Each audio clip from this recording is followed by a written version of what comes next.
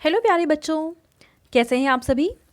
चलिए इस वीडियो में हम समझेंगे कक्षा 5 की वर्कशीट नंबर 96A, जो कि 25 अक्टूबर 2021 की वर्कशीट है और आज का विषय है बच्चों हिंदी। सबसे पहले आप यहाँ अपना नाम लिखेंगे और यहाँ आप अपनी टीचर का नाम लिखेंगे, ठीक है। चलिए इस वर्कशीट को फिर हम शुरू करते हैं। नमस्ते प्यारे बच्चों, आशा करते हैं कि आप सभी स्वस्थ और खुश होंगे। बच्चों, आपने पाठ चावल की रोटियां पढ़ा, जिसमें कोको अपनी माँ के द्वारा बनाई गई चावल की रोटियों को अलग अलग तरकीब लगाकर अपने दोस्तों से बचाने की कोशिश करता है। अब देखो, पहला प्रश्न यहाँ पे हमें ये कह रखा है कि पाठ के आधार पर नीचे दिए गए वाक्यों में से सही वाक्य के सामने सही का निशान और गलत वाक्य के सामने गलत का निशान लगाइए। वाक्य ये है, पहला वाक्य है कि कोको की माँ ने उसके लिए गेहूं की रोटियां बनाकर रखी थीं। क्या ये सही है या गलत है? ये गलत है, क्योंकि कोको की माँ ने कोको के लिए चावल की रोटियां बनाई थीं। ठीक है बच्चों।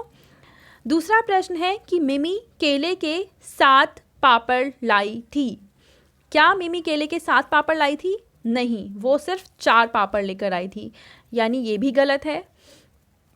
तीसरा प्रश्न है कि उबातुन ने गुलाबी फूलदान बदल कर नीला फूलदान रख दिया था, तो ये बात सही है। और चौथा वाक्य है कि तिनसु गेंदे के फूलों का गुच्छा लाया था, तो ये वाला वाक्य भी सही है। ठीक है बच्चों, तो पहला प्रश्न तो हमने हल कर लिया। चलिए अब हम हल करेंगे दूसरा प्रश्न। और दूसरे प्रश्न में हमसे कह रखा है कि नीचे कुछ शब्द दिए गए हैं जिनमें रा पर ऊ की मात्रा लगानी छूट गई है। मतलब या तो छोटे ऊ की मात्रा आएगी या तो बड़े ऊ की मात्रा आएगी, पर यहाँ पे उन्होंने लगा नहीं रखा है। उचित मात्रा लगाकर इन शब्दों को पूरा कीजिए।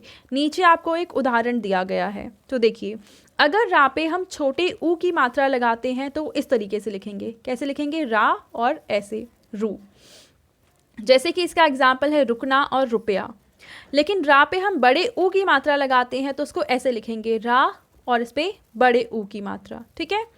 और इसके उदाहरण हैं रूपा और अमरूद। अब हमें क्या करना है, नीचे कुछ शब्द दे रखे हैं और हमें पहचानना है कि किसमें हम छोटा ऊ लगाएं या किसमें बड़ा ऊ लगाएं और कैसी मात्रा बनेगी। तो पहला यहाँ पे शब्द है रुमाल। रुमाल में छोटे ऊ की मात्रा आएगी, इसका मतलब हम ऐसे लिखेंगे, रुमाल। ठीक है। दूसरा है गुरु। गुरु में भी छोटे ऊ की मात्रा आती है, तो हम ऐसे लिखेंगे।